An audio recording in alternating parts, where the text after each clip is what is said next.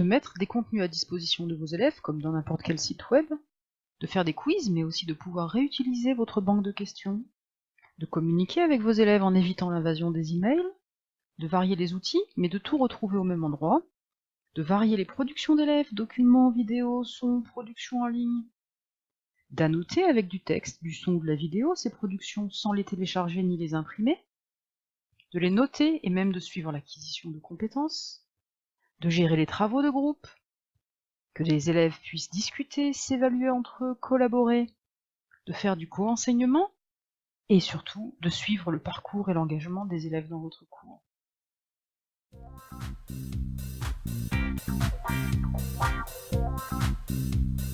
Une usine à gaz.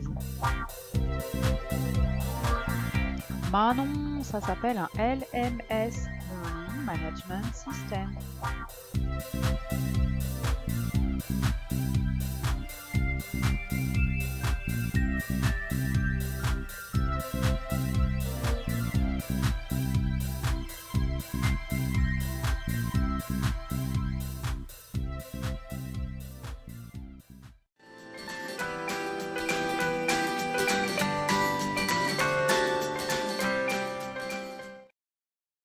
Eh bien, nous voilà enfin sur le tableau de bord de Canvas, sur lequel se trouvent des vignettes vers mes cours favoris.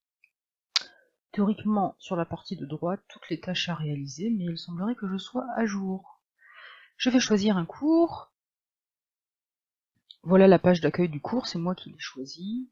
J'y ai mis un fil Twitter, par exemple. Je vais trouver des annonces.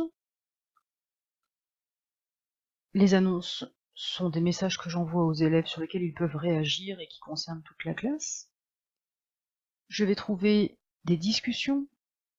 Les discussions sont les questions que les élèves me posent ou se posent entre eux. Et puis, pour la communication, il y a également une boîte interne qui permet de gérer assez facilement les messages d'élèves à professeurs.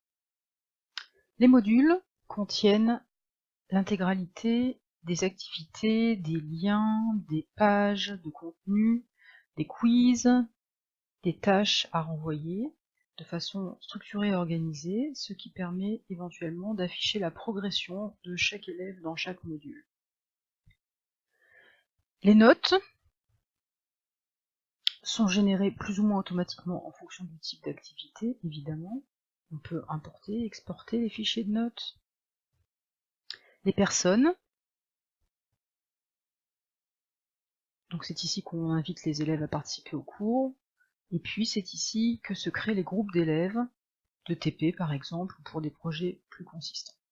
Les tâches ce sont l'ensemble des travaux qui ont été rendus ou demandés aux élèves. Alors voilà un exemple de travail de compte-rendu renvoyé par les élèves pour lequel j'ai créé un barème.